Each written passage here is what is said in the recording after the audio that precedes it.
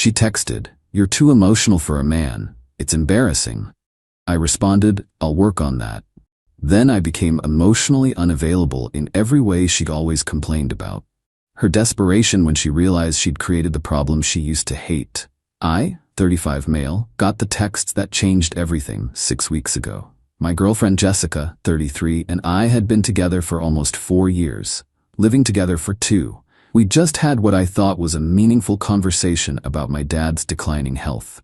He'd been diagnosed with early-stage dementia, and I'd teared up talking about it. She comforted me at the time, but apparently it bothered her more than she let on. The next morning, while I was at work, "Jessica, we need to talk about last night. You crying like that, it's too much. You're too emotional for a man. It's honestly embarrassing. My friends saw you tear up at Kyle's wedding during the vows. They still joke about it." I stared at my phone in disbelief. Kept reading. "I need a partner who's strong, stable, not someone who gets weepy over every little thing. You cried watching that dog movie last month. It's unattractive. I'm starting to lose respect for you. Every little thing? My dad's dementia and a movie where the dog dies. That's 2 things in a month." Me. "So you want me to be less emotional?" Jessica. "Yes. Be a man about things. Handle your problems without all the feelings. It's exhausting." "Understood. I'll work on that." "Good. I love you, but this needs to change." I sat at my desk for a long time after that. 4 years. 4 years of her complaining I was emotionally distant early in our relationship. I'd worked on opening up, being vulnerable, sharing my feelings. Now it was too much and embarrassing. Fine. She wants emotionally unavailable? She'll get exactly what she asked for. Update 1. The transformation was immediate and calculated. Her grandmother passed away that weekend. Jessica called me crying from her mom's house. In the past, I would have dropped everything, driven over, held her while she sobbed. "Sorry for your loss," I said flatly. "Let me know when the funeral is." "That's it? Aren't you coming over?" "I'm at work. These quarterly reports won't finish themselves. But I need you. You'll be fine. You're strong. Handle it." The silence on the other end was deafening. When she got home that night, eyes red and puffy, I was watching the game. "How are you feeling?" I asked without looking away from the TV. "Terrible. My grandmother just died." "Yeah, these things happen. Circle of life." I took a sip of my beer. "There's leftover Chinese in the fridge if you're hungry." She stared at me like I'd grown a second head. "What's wrong with you?" "Nothing. Just handling things like a man. No excessive emotions like you wanted." The next few days were rough for her. She'd try to talk about her grandmother, her childhood memories, her grief. I'd give her maximum 3 minutes of attention before redirecting to something practical. "We should probably figure out if you need time off work for the funeral. I'm trying to tell you about how she taught me to bake." "Right. Anyway, the car needs an oil change. Can you handle that this week?" But the real test came when her best friend Megan announced she was pregnant. Jessica was over the moon, calling me immediately. "Oh my God, Megan's pregnant. We need to celebrate. Let's take them to that nice restaurant downtown." "Congrats to them," I said monotonously. "But that place is expensive. Maybe just send a card." "A card? This is huge news. People have babies every day, Jess. It's a biological function, not a miracle." "How can you be so cold? I'm being logical, practical, stable like you wanted." The funeral was the following week. I wore a suit, stood beside her, and showed zero emotion. When she broke down during the service, I didn't hold her hand, didn't put my arm around her. Just stood there like a statue. Her mom, Diane, pulled me aside after. "Jessica's really struggling. She needs your support." "I'm here, aren't I?" Being physically present isn't the same as being emotionally present. According to Jessica, emotional is embarrassing, so I'm giving her what she asked for. Diane looked confused but didn't push it. That night, Jessica exploded. "You were like a robot at my grandmother's funeral. Everyone noticed. I thought you didn't want me getting emotional in public. Your friends might see and joke about it." "This is different." "How? Explain to me exactly when emotions are acceptable and when they're embarrassing. Give me a detailed manual so I can perform correctly for you." She couldn't answer. Update 2. The tables had completely turned and Jessica was spiraling. Her work was stressing her out. Big presentation coming up, nightmare client, the works. The old me would have helped her practice, given pep talks, maybe surprised her with her favorite coffee. New me?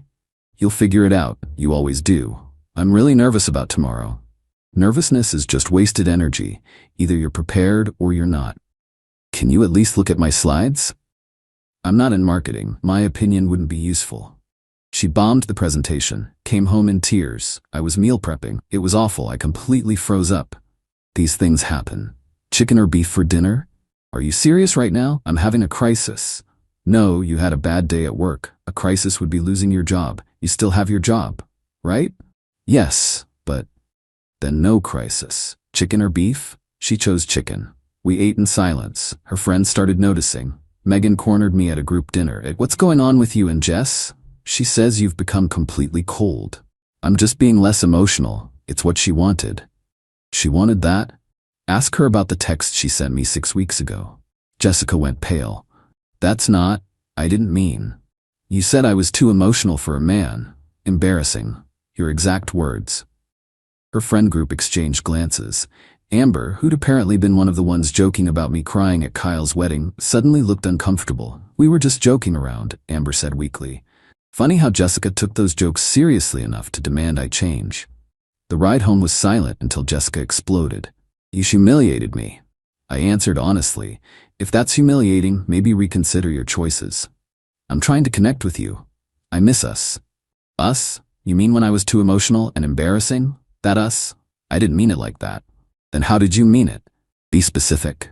She started crying. In the past, that would have softened me instantly. Now, I just kept driving.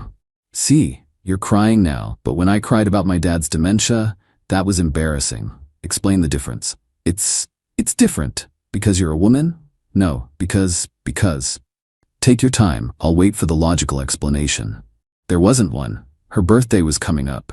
She'd been dropping hints about jewelry, a surprise party, something romantic. Instead, I got her a practical gift, a nice vacuum cleaner she'd mentioned needing months ago. A vacuum for my birthday? It's the Dyson you wanted. Top of the line, very practical. Where's the romance? The thought? I thought about what you needed and got it. That's literally thought. She cried herself to sleep that night. I stayed up watching TV in the living room. When she came out at 2 a.m. asking if I was coming to bed, I barely looked up. Eventually, do you even love me anymore? Love is an emotion. You said my emotions were embarrassing. That's not what I meant. Then maybe you should have been clearer in your communication. I'm not a mind reader, Jessica. Update 3. Today everything came to a head. Jessica's dad called me last week. Richard had always been a good guy, treated me like a son. What's going on, son? Jessica's a mess, says you've become a different person. I became what she asked for, Richard, less emotional, more traditionally manly. Her words. She made a stupid comment. You can't throw away 4 years over that. I'm not throwing anything away. I'm giving her exactly what she demanded. If she doesn't like it, she knows where the door is. That's cold. That's the point. Yesterday morning, Jessica had a full breakdown. Her college friend died in a car accident. Tragic situation. Young mom, 2 kids. Jessica was devastated. I made her a cup of coffee. Sorry for your loss. When's the funeral?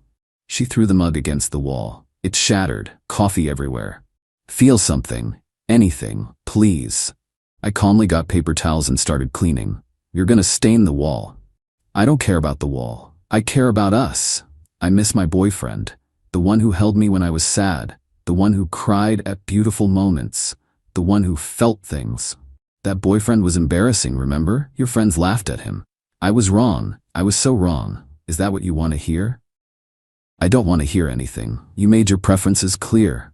I adapted. This isn't adapting. This is punishment. No, punishment would be leaving you when you insulted my masculinity. This is compliance. You got exactly what you asked for. She went to stay with Megan last night. Sent me a long text about how sorry she was, how she'd been influenced by toxic ideas about masculinity, how she'd give anything to have the old me back. The old me was too emotional for you. This version is what you ordered. No returns. Please, I'm begging you, I'll do anything. Couples therapy? Therapy involves discussing feelings. That seems counterproductive to your stated goals. I was wrong. My friends were wrong. Those jokes were stupid and cruel. Acknowledged. That's it? Acknowledged? What else would you like? An emotional response? Those are embarrassing, apparently. She called 37 times. I answered none of them. Not being petty, just being the emotionally unavailable man she demanded. This morning, she came by with Megan and Amber. Full intervention mode. We messed up, Amber started. Those jokes about men crying were toxic BS. Okay. Jessica loves the real you, Megan added.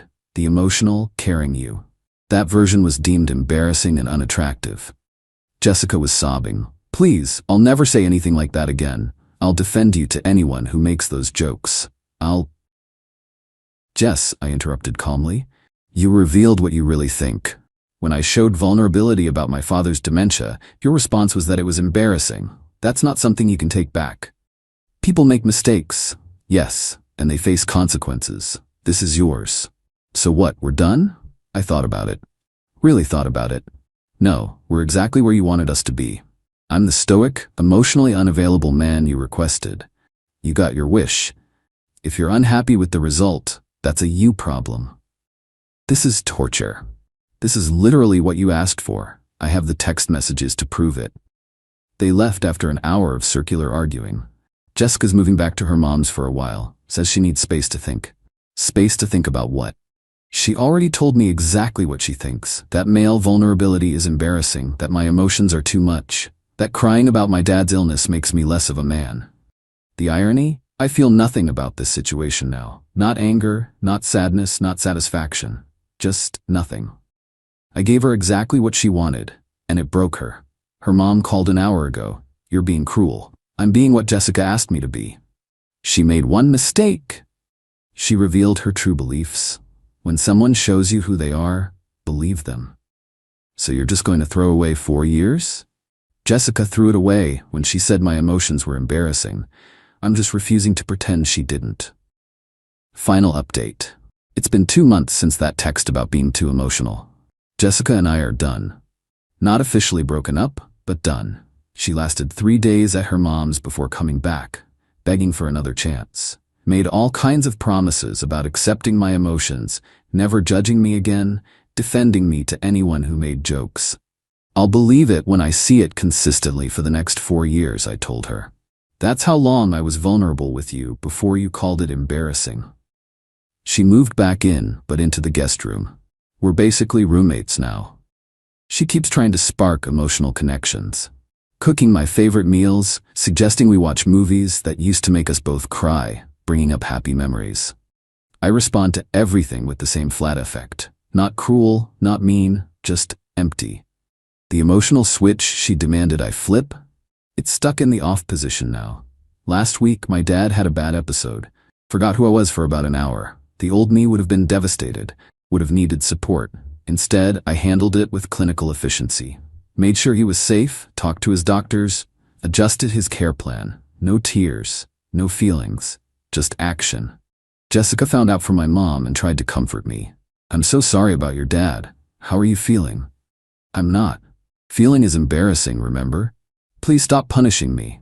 I'm not punishing you. I'm being exactly what you asked for. If you're unhappy with the result, that's not my problem. She broke down again. I don't even recognize you anymore. Good. The old version was too emotional for your liking. The truth? I can't turn it back on now. Even if I wanted to. She broke something fundamental when she called my vulnerability embarrassing. That trust, that safety I felt with her, it's gone. And without that safety, the emotions won't come. Her friends have tried talking to me. Her family has tried. Even my own mom suggested I might be taking this too far. She learned her lesson, Mom said. Did she? Or did she just learn that she doesn't like the consequences of her words? People make mistakes, and some mistakes can't be undone. She can't unsay that my grief about Dad was embarrassing. She can't unthink it. It's out there now. Jessica's in therapy now. Individual therapy to work on her toxic perspectives about masculinity. She leaves her therapy books around hoping I'll see them. The Will to Change. For the Love of Men. The Mask of Masculinity. Too little, too late. Yesterday she made one last big gesture. Organized a dinner with all her friends where she apparently gave a speech about toxic masculinity, apologized for perpetuating harmful stereotypes, and publicly apologized to me for her behavior. Amber texted me. She really meant it. She's changed. Me, that's nice. You're really not gonna forgive her? Me, I don't feel anything to forgive. Feelings are embarrassing. The lease is up in 2 months. I've already started looking for my own place. Jessica knows but keeps pretending it's not happening. Still trying to fix something that can't be fixed. She wanted a man without emotions. She got one. The monkey's paw curled and she got exactly what she wished for. The real kicker? I'm functioning better at work than ever. Got promoted last month. My boss loves my unshakable composure and rational decision-making. Turns out, being emotionally dead inside is great for corporate advancement. Jessica saw the promotion letter. Congratulations, we should celebrate. It's just a job. Nothing to get emotional about. She started to cry. Stopped herself. Started again. I ruined us, didn't I? You got what you asked for. I asked for something stupid and toxic. Yes, you did. So that's it? We're just over? We've been over since you sent that text. You just didn't realize it yet. She's moving back to her mom's next week. Says she can't watch me be this empty version of myself anymore. Says it hurts too much. Hurt. Too much. Emotional words from someone who thought emotions were embarrassing. My dad had another episode yesterday. Didn't recognize me for 3 hours. I sat with him, helped him eat, made sure he was comfortable, felt nothing. The man who raised me, who taught me everything, didn't know who I was, and I felt absolutely nothing. That's when I realized Jessica didn't just break our relationship, she broke something in me that might never heal. The ability to feel safe being vulnerable, the capacity to trust someone with my emotions. But hey, at least I'm not embarrassing anymore. She texted me last night, I'll spend the rest of my life regretting what I said. You were perfect, the way you were. Me, okay. I loved you. I know. Do you have anything else to say? No. Because what else is there to say? She wanted an emotionally unavailable man. She got one. The fact that she doesn't like the result doesn't change the reality she created. I'm keeping the apartment, starting fresh. Maybe someday I'll meet someone who doesn't think male vulnerability is embarrassing. Or maybe I won't. Either way, I won't feel much about it. Jessica's gone now, moved out completely. Left a long letter about her regrets, her love, her sorrow. I used it as kindling for the fireplace. Watched it burn while feeling nothing. She got exactly what she asked for. So did I suppose. A life without the embarrassment of emotions. Careful what you wish for.